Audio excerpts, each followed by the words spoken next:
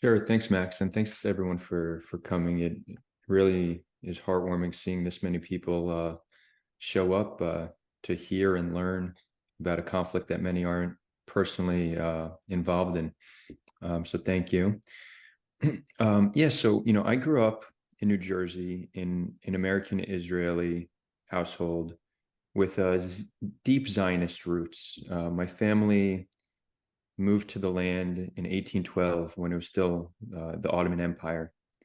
And I grew up on teachings of Zionism, of our deep connection to the land of Israel, of our exile from the land thousands of years ago and our yearning to return, about our persecution in Europe and a Holocaust that killed uh, around half our population, and how we finally were able to return after thousands of years uh, to the land we came from. Um, and these teachings were very much embedded in how I viewed the world. So when I turned 18, I decided, I'm going to move to Israel and join the military, like my father did, like my uncles did, like my grandfather did. Um, so that's what I did. Um, and interestingly, it was in the IDF that I had an understanding that slowly started to transform how I view things. My parents never lied to me. They only gave me half the truth, though. They gave me the narrative they know. And over time, I understood that there's a whole nother narrative, a whole other side of things. Um, and what opened that door for the first time was when I was guarding on military base. And, soldiers are not like, it's a bunch of 18, 19, and 20-year-olds for the most part. So I was bored out of my mind trying to pass the time. And there's this poster on the wall that I was just reading to pass the time. And it was showing different Hamas training techniques. And there was a Hamas soldier crawling through sand.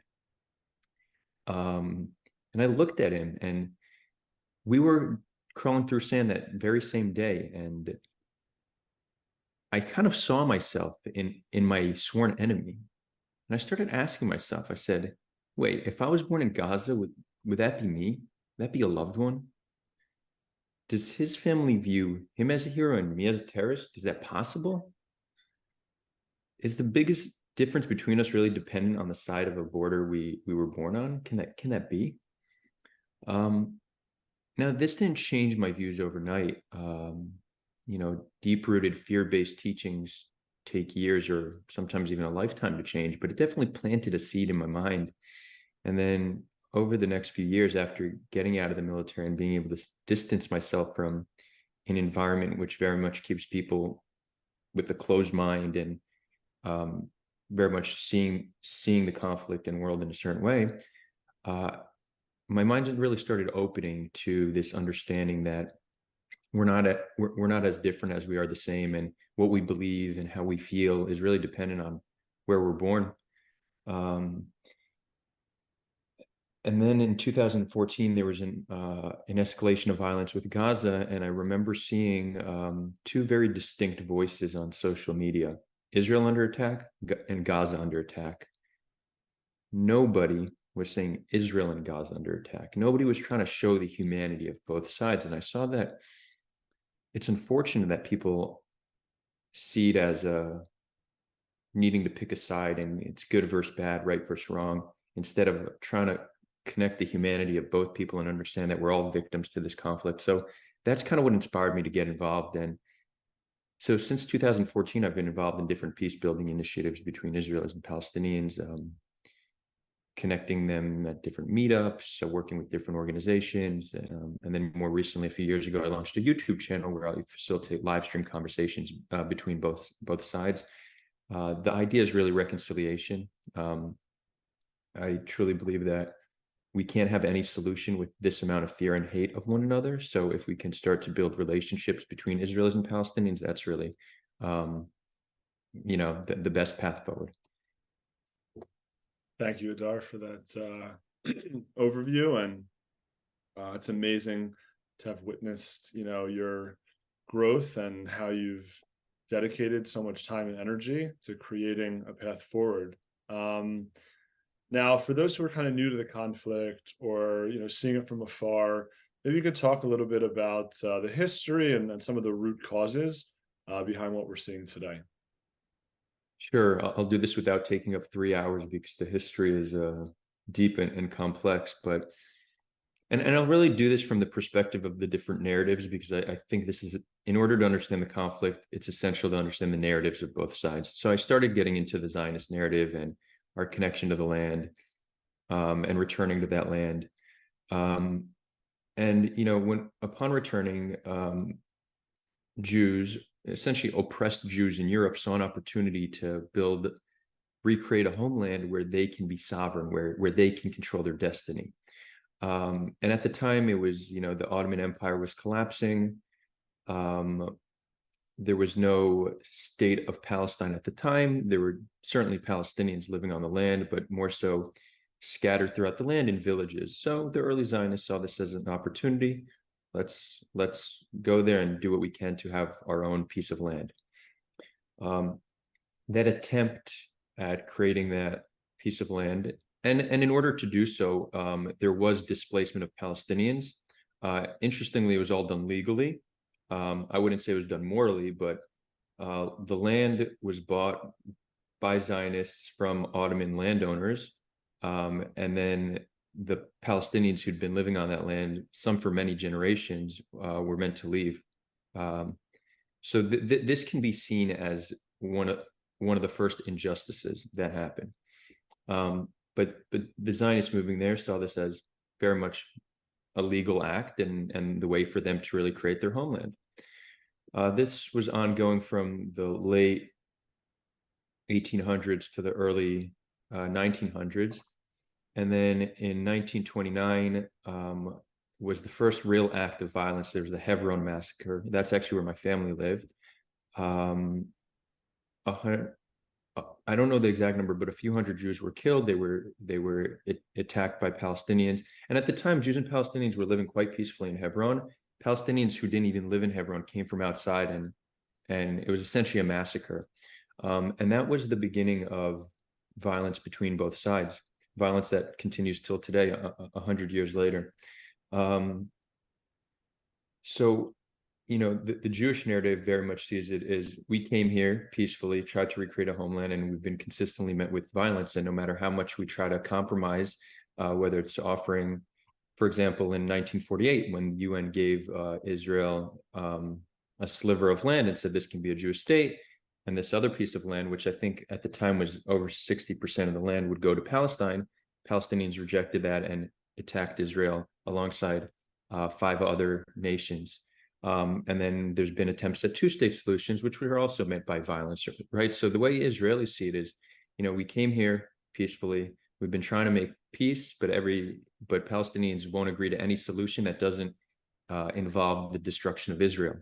We have a right to defend ourselves. We build this land under on the notion of never again will we be murdered, never again will we be genocided, and we have a population that's continuously trying to genocide us, and they're not shy in their aspirations to do so, right? So this is very much how Israelis are viewing the conflict, and it's not an unwarranted view of the conflict.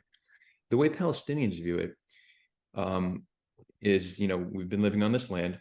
These people came with an aspiration to build a Jewish homeland on our land. How dare they do that? Of course, we have the right to resist. Why would we not?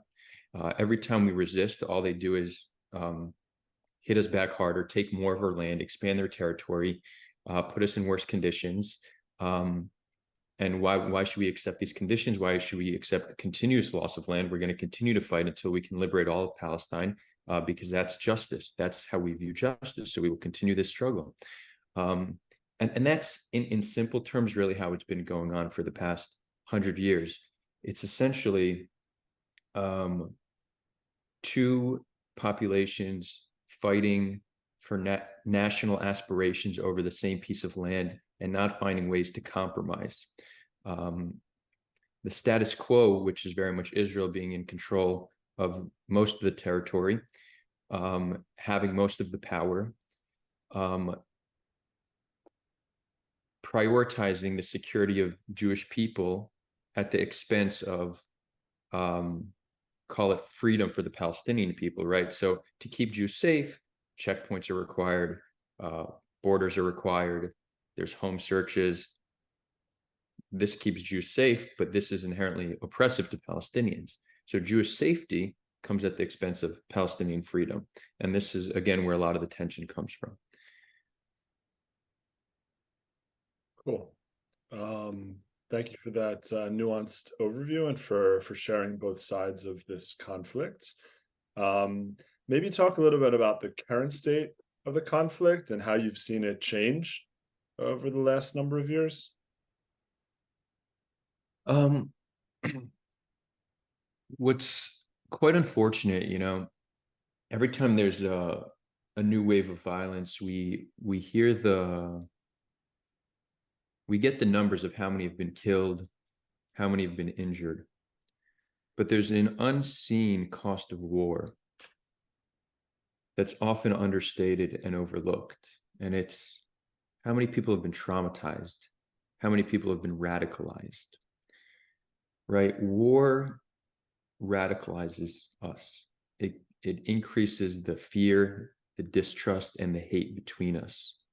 It makes finding any solution that much more challenging. So even in the 9 or so years I've been involved in this, I've seen a radicalization of both sides, a less willingness to engage. And this one more than ever, it's concerning. I've never seen so many Israelis and pro-Israelis actually call for something akin to genocide. On the Palestinian side, I've been hearing calls for genocide for quite some time now, but it seems like it's it's now there's a That's significant. perfect. We're getting some audio coming in. Somebody needs to mute themselves. Now you're on mute, Adar, if you can just unmute yourself, sorry. So now in front of our eyes, we're really seeing populations continuously be radicalized, and I remain hopeful because without hope, we have no chance. But it's sometimes hard to remain hopeful knowing that the people on the land are distancing themselves from one another and fearing each other and hating each other more than ever before. Reversing this seems like an unmanageable task, but I at the very same time recognize that anything is possible, and there's definitely a path forward from here. Thank you for that as well. And what has it been like for you meeting Palestinians, meeting, those from the other side? Maybe talk about, just the humanization of those who you've had the chance to speak with or meet in person, and what's that been like? Sure. So this has actually always been my primary approach. There's different forms of activism. You could be an activist to try to rally the international community to put pressure on Israel and Palestine to come to the negotiating table and find a solution. You could be an activist to try to work within Israel or Palestine to put pressure on the government to make change. My form of activism has always been between humans. It was always the idea that the path to peace is paved through the humanization of the other. And if we could get to a situation where every Israeli has a Palestinian friend and every Palestinian has an Israeli friend, then we'll see peace. So that's kind of been my mission, trying to, me personally, connect with Palestinians, listen to their narrative, learn from them. And it's, what I discovered is when you're open to hearing about somebody and their story, they become open to hearing about you and your story. So I made a lot of friends through this, and social media really unlock this, because it's not always easy or safe to connect with somebody on the other side, but on social media we can do it relatively easily. I even back when Facebook was still a thing, there was this guy on a Facebook post writing bad things about Israel, and I reached out to him and said, "Hey, I'm an Israeli, I'd love to connect." And he said, "Why would you want to talk to me? Don't you hate me?" And I said, "No, not at all. I want to get to know you. I want to learn about you." And we ended up becoming social media friends and talking, and a friendship was born.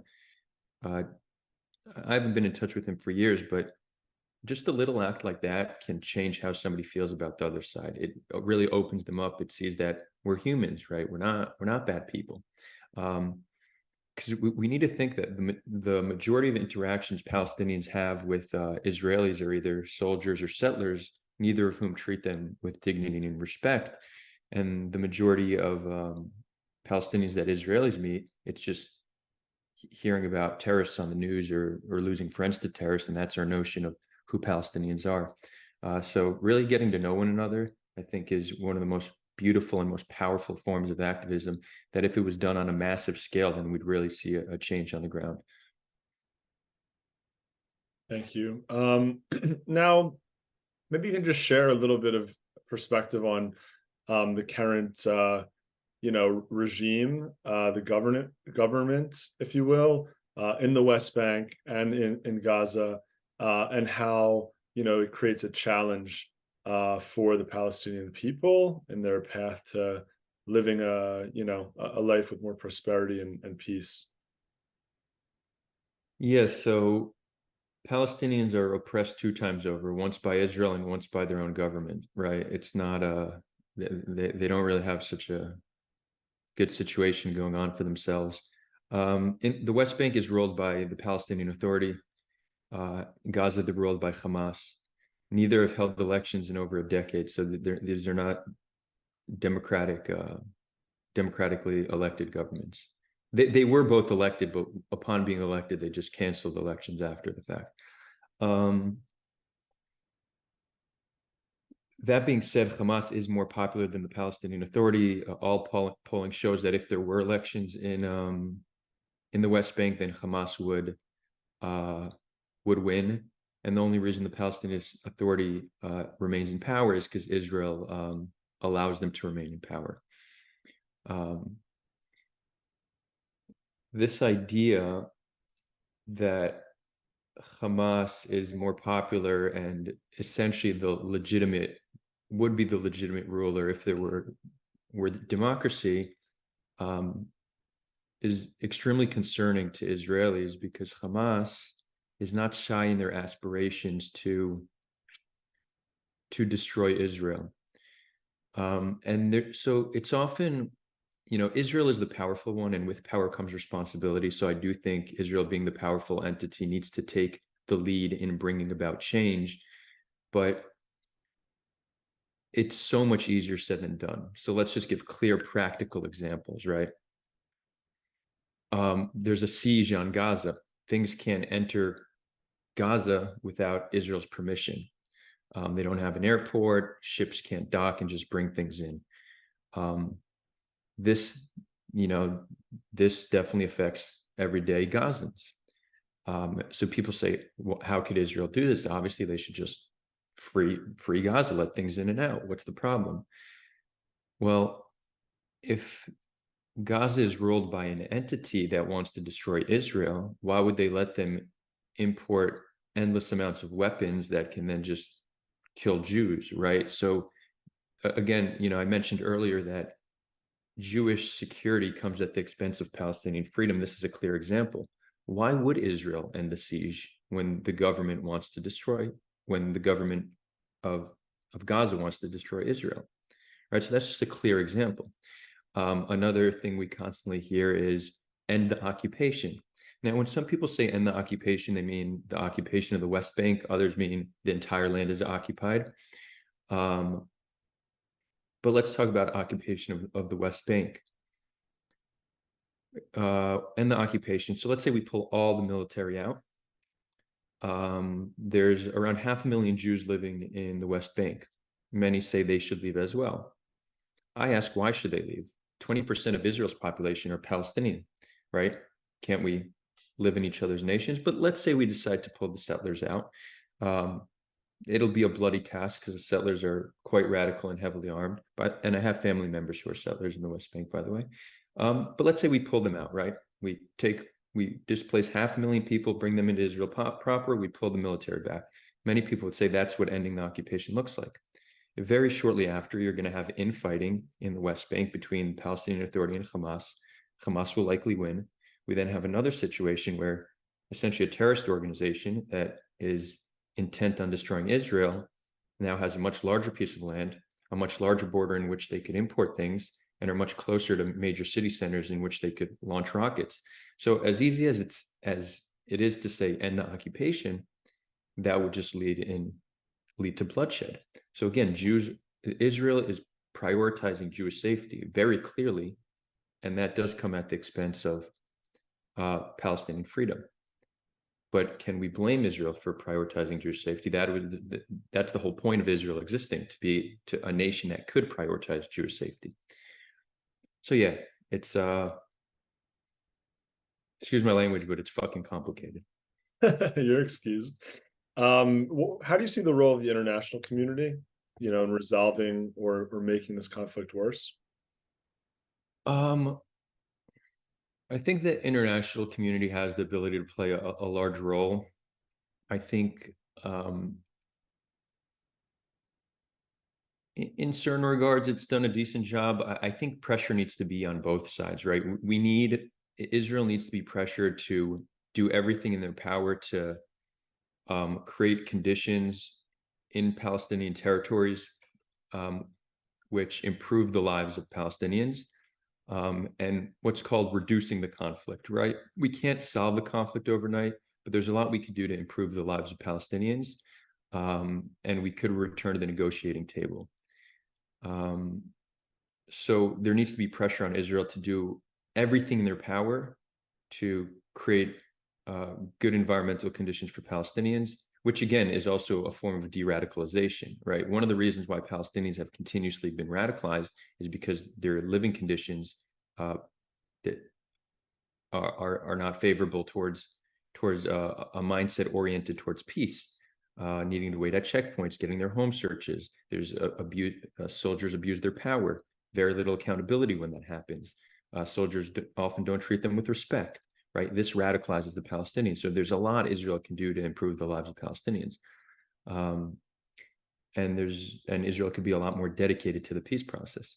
And with that, pressure needs to be put on Palestine to finally just recognize Israel's right to exist, because this denial of Israel's right to exist is where a lot of the fear and anxiety comes from Jewish people, and how they justify a lot of the policies that are ultimately harming Palestinians.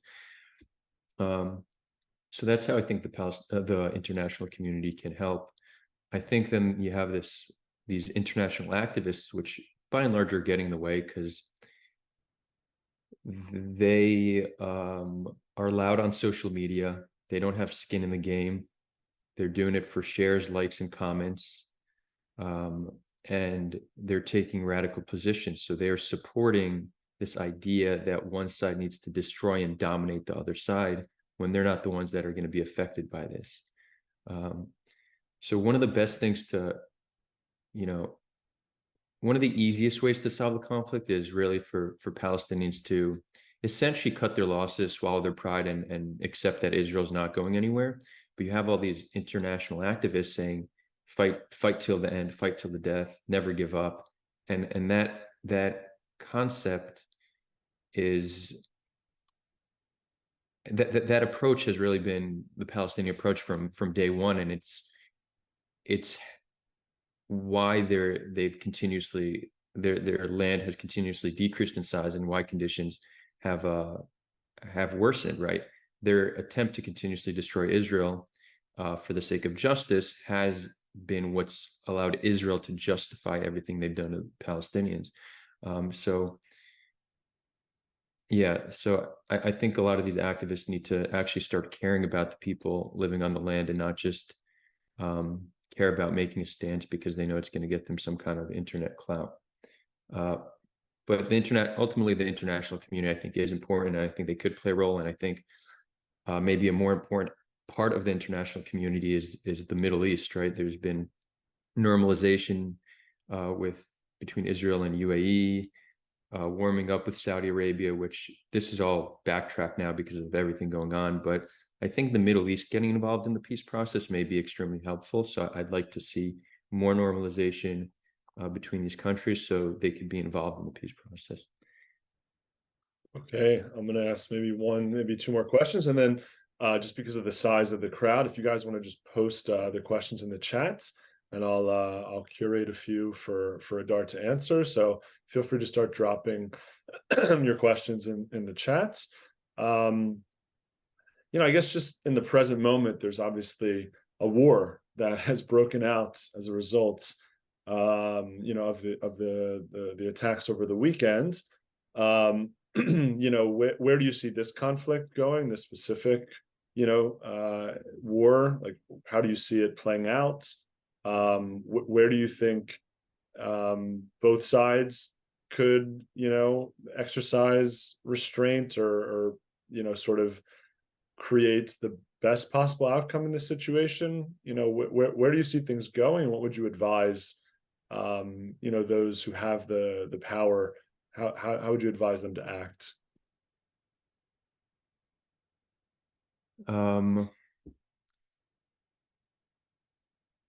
So,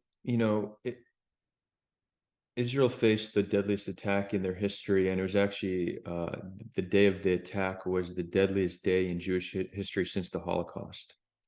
And it was also very embarrassing for our hawkish government. So they're responding with the brutality that not only will make the citizens of Israel feel like they are protecting them, but also to save face and show that we are strong, we are powerful. But at the end of the day, if this wave of violence doesn't lead to Hamas being destroyed or a change in the status quo that improves the lives of the inhabitants of the land, then it's not actually self-defense, it's retribution, right? Like a lot of people talk about what right does Israel have to defend themselves, or what right does Palestine have to resist? But I feel like that's not the right question. It's more so, what is the result of the action you're going to take? So, for example, if Palestinian resistance is going to lead to nothing but more of their own suffering, then it doesn't matter if they have a right to resist. Is that the right form of resistance? Or should we start looking for who is the Palestinian Martin Luther King, or who is the Palestinian Gandhi, right? Where are these movements? And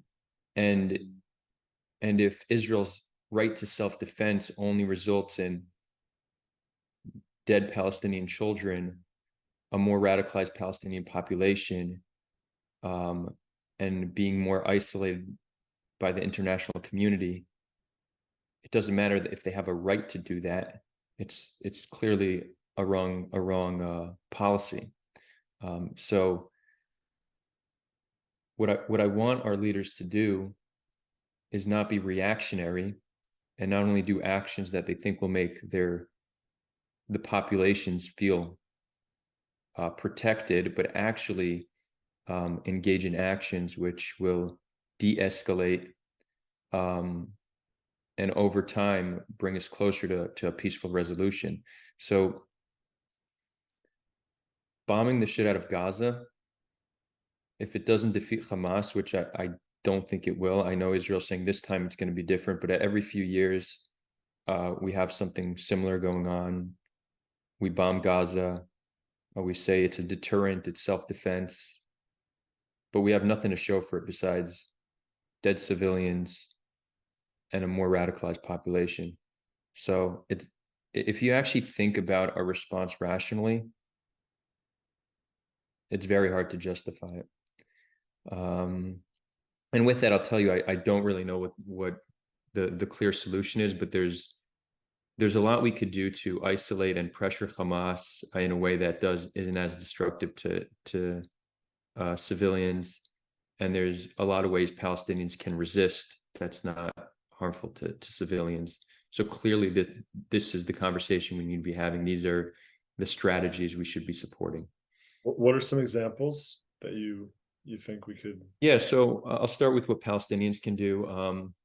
First of all, 20% of Israel's population is Palestinian. They're a huge economic force in the country. So one of the reasons the American civil rights movement was successful was because of boycotts.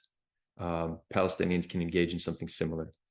They could really put pressure on the Israeli government through boycotts, through political pressure, through being involved in the political process, right? Most Palestinians traditionally don't vote. They don't engage in the political process. They should.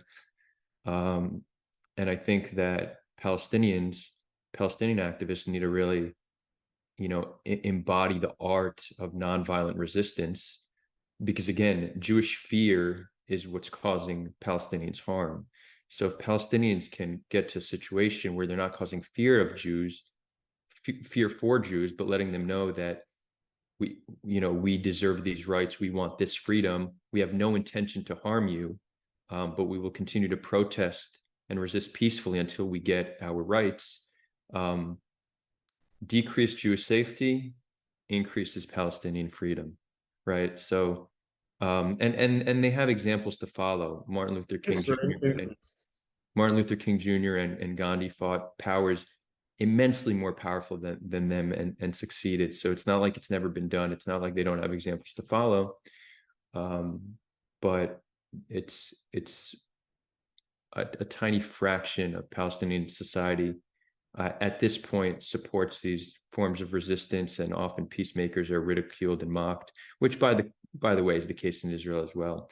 Our soldiers are praised and our peacemakers are mocked. This is true in both their societies. What can Israel do?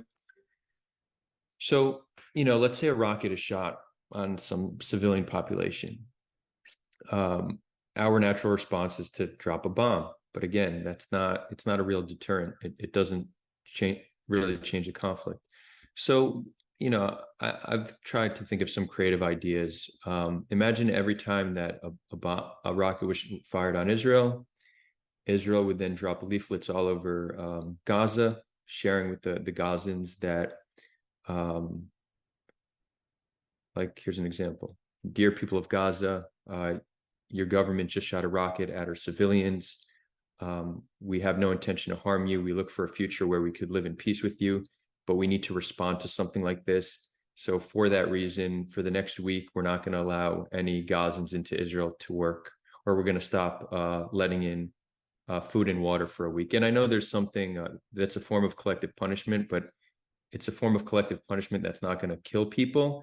And instead of viewing Israel as this evil entity that's dropping bombs from above, it has the potential to put internal pressure on Hamas to stop shooting rockets on Israel, because their population is fed up with Hamas attacking Israel and them paying the price for it.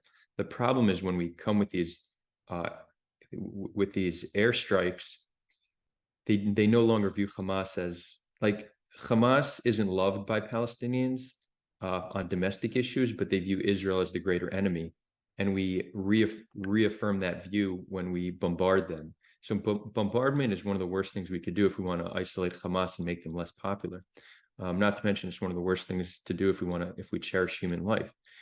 So find sophisticated ways to put pressure on Hamas that in ways that isn't extremely destructive to the Palestinian people.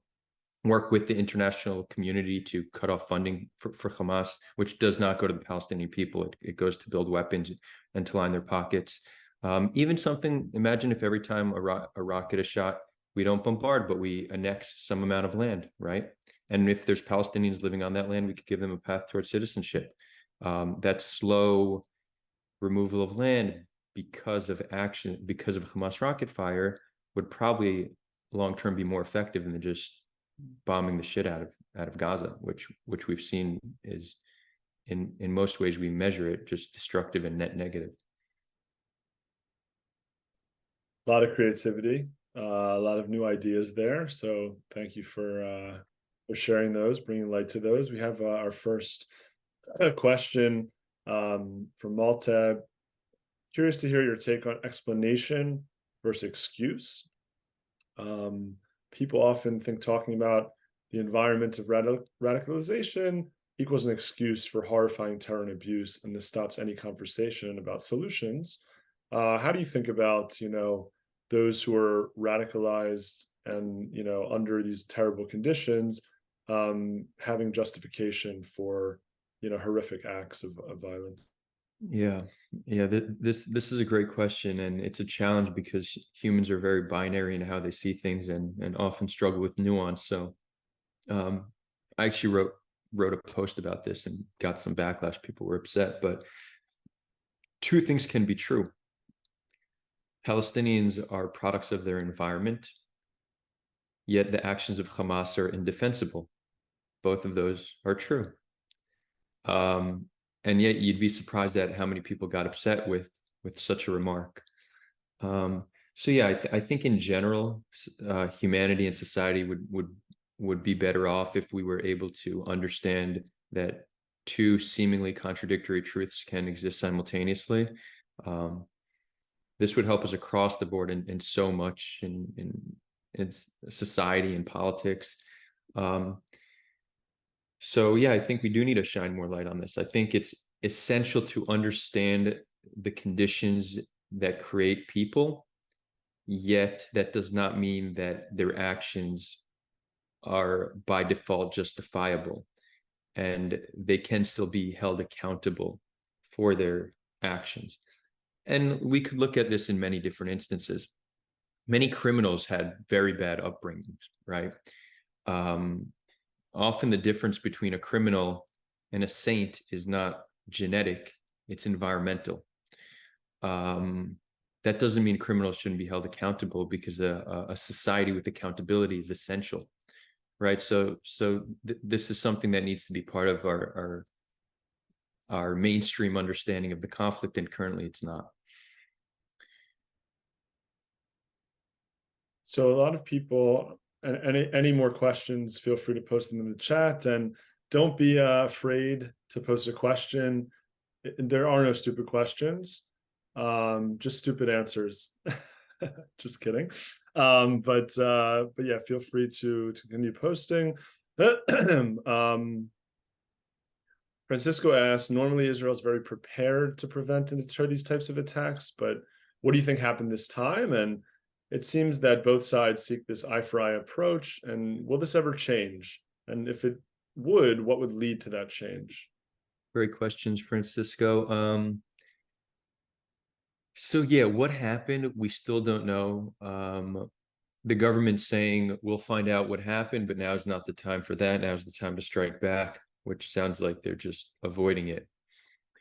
I have seen conspiracies. People are saying that Israel allowed and coordinated for this to happen, so they have an excuse to um, strike back and cause harm to Palestinians. Um, Now, the thing with conspiracies that many people fail to understand is they're very hard to coordinate if they require a lot of people. So this wouldn't be something that could really be coordinated by Israel. And let me just give you a clear example. The Gaza border is there's cameras everywhere, and there's actually a unit in Israel in the military of people who just watch these screens all day. It's units that are actually entirely women. They just sit in front of a screen and they watch. So in order for this to be coordinated, you'd literally need to go to dozens, maybe hundreds of women in ages 18 to 20 and be like, look, we're going to let Hamas soldiers in. Don't tell anybody, right? That's just not a realistic way to approach anything. And there's no way that you could keep that under wraps, and that many people would agree to letting in Hamas into their own territory. So we could rule out the fact that this was like Israel involved in it. Now, the question is, how did so many Hamas soldiers get in? Supposedly 1,500 got in. How did they get in without them knowing? So we still don't know, but it seems like right before they entered, they shot thousands of rockets, and um, may have already started attacking bases with the smaller infiltration. So it's possible that the people viewing the cameras actually were under rocket fire, and they missed it. But what also is possible is that Israel knew something would be coming and turned a blind eye. And there is some incentive actually for that to be the case. So Egyptian intelligence said that they warned Israel that an attack was coming. Israel decided to ignore it. They could have decided to ignore it because of negligence, right? Israel's dealing with some political turmoil. There's mass protests for many months now.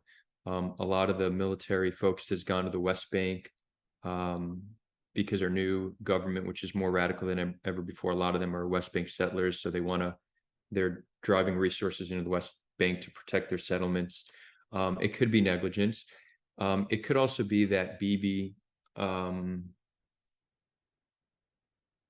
didn't think that he took the warning, but he didn't act on it, and he saw that if there's some attack, it might ultimately be beneficial. I imagine he did not expect it to be nearly this horrific, because this is the largest stain on Bibi's record in a long career of many stains. But he very well could have seen this as a way to unify the country, right? He's faced protests for months now, every week for months. Nothing unifies the country more than conflict. So he could have said, you know what, they're going to attack. Maybe a few civilians will die. That'll give us justification to bomb Gaza, which will unify the country. Great, I'll just turn a blind eye. That's possible, and I don't want to get too conspiratorial, but just that's certainly within the realm of possibility. Or we just messed up, like they outsmarted us, we weren't paying attention, they figured out a way. I really don't know, and we will know hopefully we'll know in the next few weeks or months. More, it seems both sides seek an eye for an eye approach. Do we ever see this changing? I mean, I hope. I mean, this is what I've been advocating for so long, that eye for an eye does not work. But it's really rooted in our biology, and I think that's why it's so hard to get over. So whenever either side is attacked, the population expects there to be a counterattack, and it would be very politically unpopular to not follow an eye for an eye approach. So even if our government officials understand that eye for an eye is not productive, it would almost be political suicide to stop it to stop this. So that's the challenge. There's an expectation for us to engage in eye for an eye, and this is from a population that's been in conflict for 100 years. But it's across the board. People expect this to happen. So let's take the United States, for example. 70% of Americans supported the invasion of Iraq, based on, what we now know to be false pretenses. But it's not like, Iraq has WMDs. It's not like they were actually threatening the US. And yet 70% of Americans were able to be convinced that we should still invade them. Right. So think about that from a country that's been safe. I mean, 9/11 did happen, which certainly was traumatic for Americans, but it's not a country that's been living with terrorism for over 100 years, and yet it wasn't hard to convince them that invading another country is good. So imagine that in amongst populations that have been fighting for 100 years. So I don't know how to change that. What could lead to change? So again, immense pressure on both Israel and Palestine from the international community. If Israel somehow does manage to defeat Hamas, that could potentially change, but often power vacuums are filled with people who are no better than those who held the power previously. What can Israel and Palestine do? So we touched on this a little bit, but just a few more things that I think both sides can do. Israel needs to teach Arabic to all their citizens. Palestinians need to teach their citizens Hebrew. We need to learn about each other's narratives in schools. We need to learn that there's legitimacy to each other's narratives. We need to learn how we can be involved in the reconciliation process, right? If we can orient our citizens towards peace rather than conflict, that can change things drastically.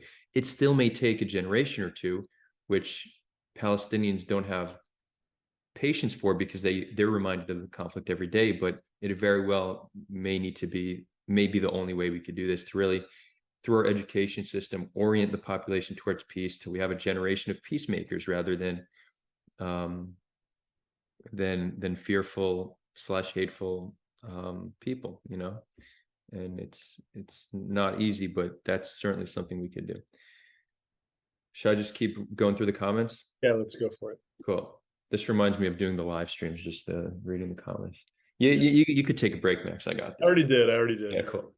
Bruce De Silva asked how to engage with family members and friends who have totally opposing views on the situation, meaning what could be the advantage to engage in conversation when in reality we don't have direct impact on the overall situation.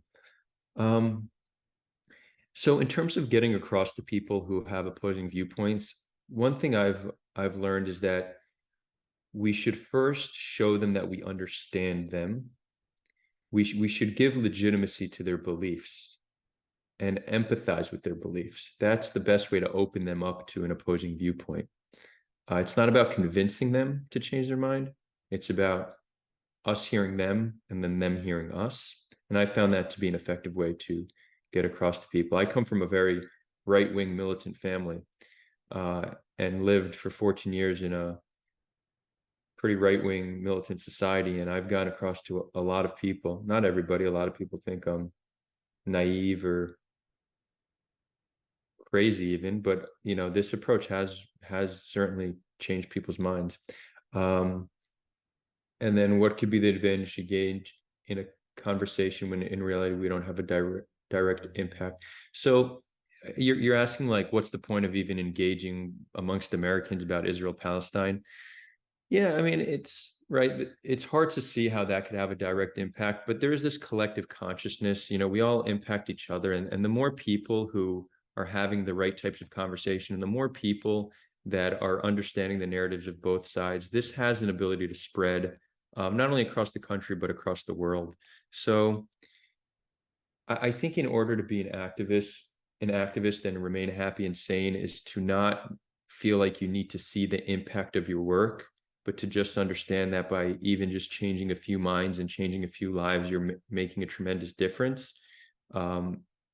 Because if you tie your activism to an end goal, you're very likely to live your entire life in pain and not feeling like you amounted to much. So that would be my suggestion.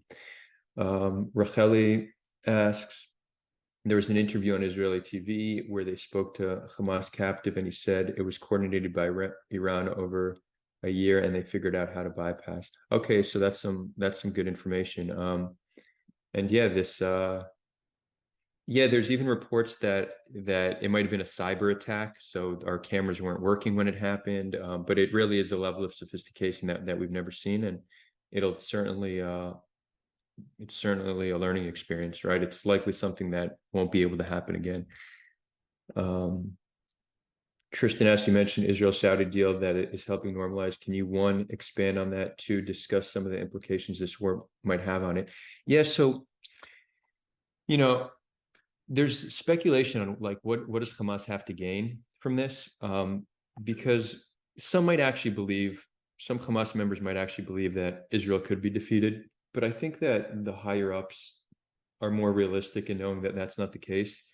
But they do know that with each round of violence with Israel, they do gain support from their citizens. They get international funding to rebuild Gaza, most of which just goes to weapons and lining their pockets.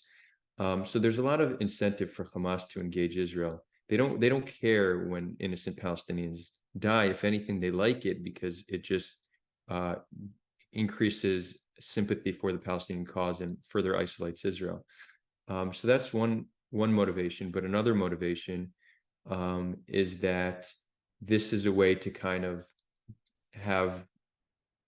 cause a rift between Israel and Saudi Arabia. We're closer than ever to normalization.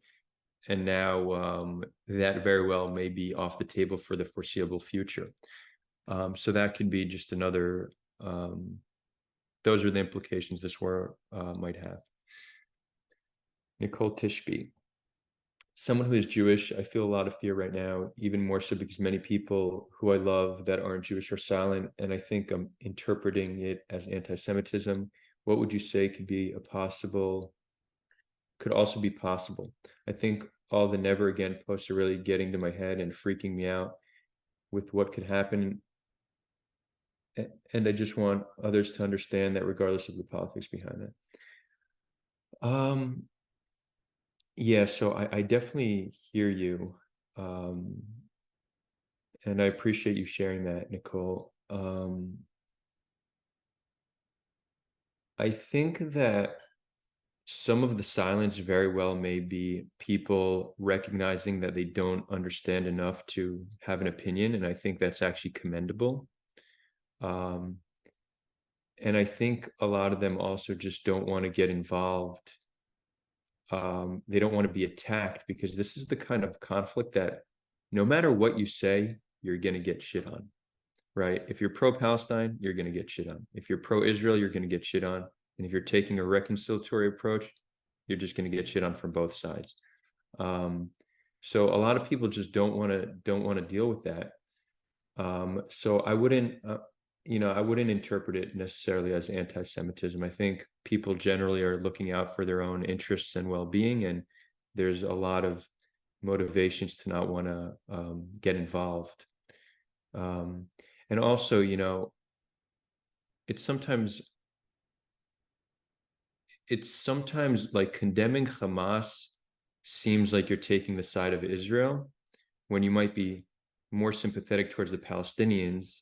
You could view what Hamas did as horrific, but you don't want to give the impression that you're pro-Israel all of a sudden, right? So that could be another motivation. So I think there's a lot behind it, but I wouldn't interpret it as anti-Semitism. And here's the thing: I mean, anti-Semitism is alive and well to a greater extent than in a very long time. But I wouldn't by default take silence as that. Adam Steele. Netanyahu and his government are right-wing warmongers who are excited to have the opportunity to wipe out the Palestinians. The recent dehumanization rhetoric alone by the Israeli government, they're setting the tone. They're setting the tone for seeking peace ever. As Americans, we need to do a lot more research and have conversations with people on the other side, as we were easily manipulated into propaganda. It's impossible to stop future terrorism if we keep conditions in Gaza as they have been. Yeah, I agree. I'm not going to say they're excited to wipe out Palestinians because I don't think that's what they're going to do. But I think that in order to save face and prove that they're strong, they're going to inflict an immense toll on Palestinians and do so and not feel bad about it. I agree. Francisco goes, thank you so much for taking time to answer questions. Thanks, Francisco. I very much appreciate that. Julian, good to see you. How are you doing? Were you called into reserves? Hope you're doing well. Not yet. Cool. I'm good to hear that. What's gratitude's role in peacemaking? So we saved the most challenging question for last. Well, here's the thing. Often external conflict is a result of our internal states. The happier and healthier we are, the more oriented we are towards peace. The more pain and suffering we feel, the more oriented we are towards war. Gratitude being one of the most powerful practices we can engage in to elevate our well-being is going to make us better people, which will make us more oriented towards peace. And then once we're in a position where we can reconcile with the other side, I think we'll start to have the ability to engage in pro-social gratitude with one another, which I think can be a powerful form of reconciliation. And to add to that, from my perspective, gratitude is a form of recognizing and appreciating, right? And so the more we can recognize and appreciate what the other side is experiencing and see their pain and see their hurt and see and understand, that, is part of this path of, humanizing one another. And I do think gratitude can play a very significant role in building this bridge that desperately needs to be built. There's a few more questions that have jumped in. I definitely want us to be mindful of the time because we did call it for an hour. So those of you who need to jump and have other meetings, feel free. And those of you who are still, have the freedom to listen for a little while longer, happy to continue the flow of questions. Cool. John Vibes. Yeah, John Vibes writes, I'm trying to listen more than speak these days in issues where I might have blind spots and when information on social media has been so hard to verify. I've been trying to let others like yourself who are closer to the situation have the floor. So yeah, I appreciate that, John. And for those who don't know, John is a longtime activist who has a lot of information on a lot of topics. So I appreciate your humility and approach on this. Um,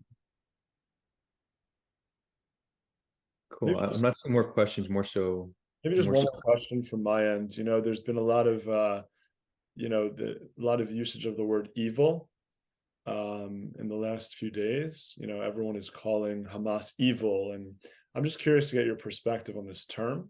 Do you believe in evil? If not, what do you believe would describe accurately Yeah. these acts? Yeah, this is a good philosophical conversation. I think more so than there being evil people, there's evil actions. I think maybe an evil person would be like a sadistic psychopath could be described as evil, who actually gets pleasure out of harming others. But I think most evil actions are done by people who are otherwise compassionate to those they care about, at least in conflict. So, for example, Hamas fighters who have no problem to kill Jewish women and children love their own children, will look out for their own family, will look out for their own friends. If you're in their in group, you'll see them as perfectly normal, compassionate individuals. Not in every case, but often. And I'll even go farther to say that Hitler loved the German people. He actually cared. He genuinely cared about the German people. They were in his in group, yet Jews were vermin needing to be exterminated, right? And this is hardwired into our DNA. Our in group is sits in like gets one level of consideration, and our out group is often seen as a threat to our survival. And doing evil towards them is perfectly acceptable and just justifiable because we need to do so for our survival. So again, I mean, I'm not going to push back on saying Hitler was evil by any means, but I think a better framework is understanding that we're generally good and compassionate to those in our in group and generally bad to those in our out group. The solution is to really expand our in group to the entire world and understand that all humans are in our in group, and there's no reason to want to hate or harm any other individual. We have the resources and the tech and the means to build a beautiful society where we could all live together. So there's really no place for evil in today's world. And that's the approach I think we need to take. Beautifully said. And then I guess just, to your point, we have the resources, we have the technology, we have so many people who just love to live in peace and coexist. So, who are we really fighting against here? What really is this force that is, continuing to manipulate us into division and conflict? And is there a way that we, the people, we, the global citizenry, can actually, you know, take action as a collective to create this brighter future? Um, yeah, yeah. I think one way to look at it is misalignment of incentives. Generally speaking, those who have the most power are not looking out for the average individual. So, for example, companies aren't saying, how can we elevate the well-being of the population unless that company is Grateful Giraffes. But most companies are not asking that question. They're saying, how can we be as profitable as possible? The media is not saying, how can we best inform the public? They're saying, how can we get the most views? You do that by selling fear and division and hate. Government is not saying, how can we best serve our constituents? They're saying, how can we remain in power? Right. So when those with the majority of the power are not looking out for the average individual and asking themselves how they can elevate their well-being and improve their lives, um, that's how we have a situation with enough resources but not energy going into the right places. How do we solve this aside from like benevolent AI dictatorship as our government, um, which is a half joke but not entirely? Look, I think that I think that it's quite possible that uh, over time we can find a way to align incentives. I think there's this growing ethos and understanding around this concept. There's more and more mistrust in our institutions, which is good and bad. But is it possible that, we over time will rally and demand that our government and media and corporations work for the people and not for themselves? And by putting enough pressure on them, they will change. Yeah, I think we can see that. It's not like I don't know how linear our progress is, and it's not such a clear path.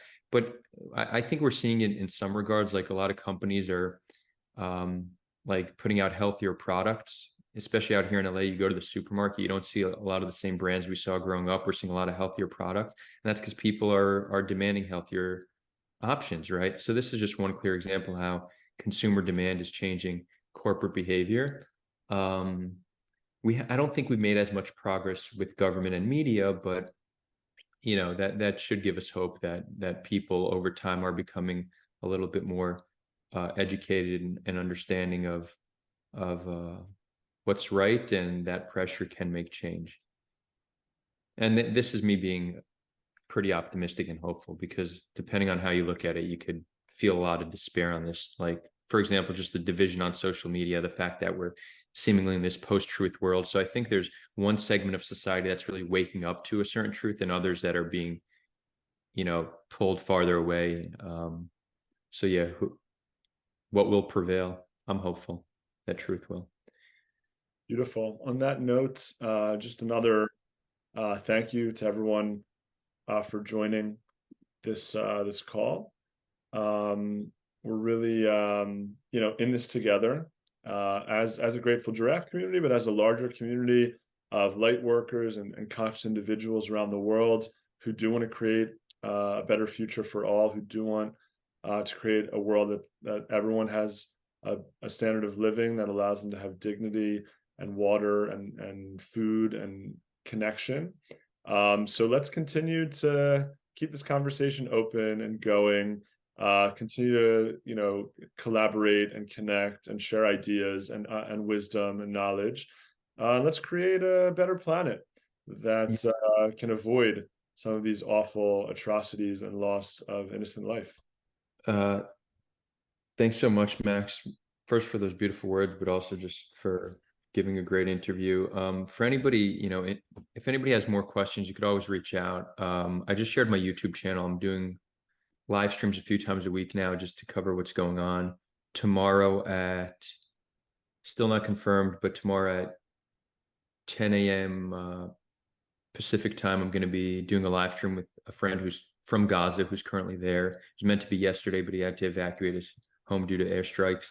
But hopefully tomorrow it will take place. And yeah, just here to answer questions and support if anybody needs. And thank you all so much for tuning in.